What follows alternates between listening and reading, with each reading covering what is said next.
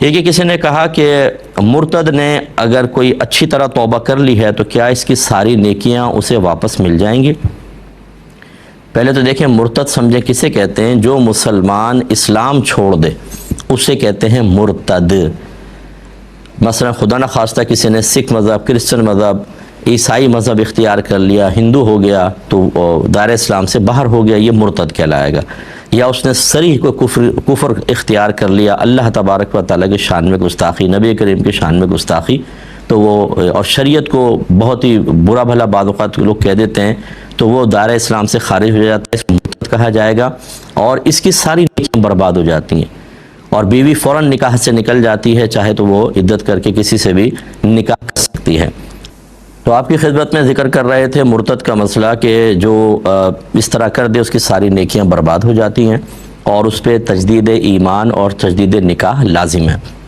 آپ فرض کر لیں کہ اگر وہ ایمان لے آتا ہے تو اب یہ میری نالج میں نہیں ہے کہ اس کی نیکیاں اس کو واپس مل جائیں گی، یعنی میں نے اس سے کوئی حدیث وغیرہ نہیں پڑھی، جو ضائع ہو گئی ہو گئیں۔ ہاں یہ ضرور ہے کہ اللہ کی رحمت پر موقوف ہم کہہ سکتے ہیں کہ اللہ چاہے کہ اس نے بہت ہی کامل توبہ کی ہو، بہت ہی نادم اور شرمندہ ہو، تو پھر یہ ہو سکتا ہے کہ وہ اللہ تعالیٰ اس کو نیکیاں لوٹا دے، لیکن یہ کوئی حکم شرع نہیں ہے۔ بظاہر نیکیاں ضائع ہو گئیں تو ضائع ہو گئیں، قرآن اور حدیث کا فیصلہ یہی ہے۔ اس کی جسٹ اپوزٹ میں نے نہیں پڑھی، اگر کہیں ہو تو واللہ عالم بالصواب، میری نگاہ اس پر نہیں پڑھی ہے۔ اور یہ اچھی طرح یاد رکھیں کہ مرتد کو جب آپ دوبارہ کلمہ پڑھاتے ہیں اس کے ساتھ نرمی نہیں ہوتی، اسے صراحتاً جو اس نے ارتداد کیا ہے،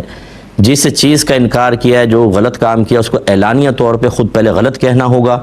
توبہ کرے گا، اور فوراً اس کے ساتھ تمام روابط بحال نہیں کیے جائیں گے، بلکہ کم از کم 1 سال تک اس کو اس کی اصلاح کا انتظار رہے گا کہ یہ بالکل پرفیکٹ 1 سال تک اس پہ قائم رہے۔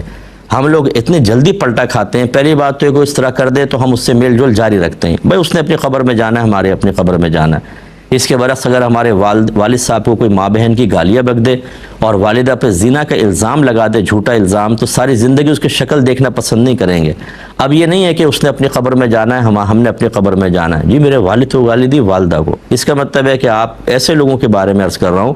کہ آپ کے نزدیک والد اور والدہ کا مقام و مرتبہ نبی اور اللہ سے بھی بڑھ کر ہے آپ کی نگاہوں میں، تبھی اس میں کوئی بیڈ فیل نہیں ہوا، ارے اس نے اپنی قبر میں جانا ہے، ہم نے اپنی قبر میں، لیکن والد والدہ کا بڑا آپ کو خیال ہے۔ تو یہ اچھی طرح یاد رکھیں کہ یہ جتنے لوگ اس طرح کا نرم رویہ رکھ کر ایسے لوگوں سے میل جول رکھتے ہیں، یہ سب بھی بروز قیامت بہت ہی سخت مسئلہ ہوگا ان کے ساتھ۔ اس لیے سوشل بیک آؤٹ لازم ہوتا ہے، پہلے تو جب وہ حالت ارتداد میں ہے، اور اگر مسلمان ہو بھی جاتا ہے تو پھر اس کو تھوڑا سا بس ذرا ریزرو نہ رہیں، تھوڑا سا دور رہیں، اور کہیں کہ تمہارا ہم حال دیکھیں گے، اس کے بعد پھر تم سے صحیح طرح میل جول رابطہ بڑھائیں گے۔ یہ کوئی معمولی چیزیں نہیں ہوتی کہ اسلام چھوڑ کے کافر ہو جانا، یہ کوئی مطلب یہ کہ کوئی کھیل کود ہے کہ آج موڈ ہوا یہ اختیار کر لیا، آج موڈ ہوا یہ اختیار کر لیا، یہ بہت ہی سخت جرم ہے۔ اب دیکھیں نا کہ ارتداد میں اللہ تعالیٰ اس کے رسول نے سابقہ زندگی کے تمام نیک اعمال کی بربادی کا حکم دیا ہے، اس کا مطلب یہ کوئی معمولی چیز نہیں ہے، آپ کیوں اس کو معمولی بناتے ہیں؟ اس کا تھوڑا سا خیال رکھیے گا۔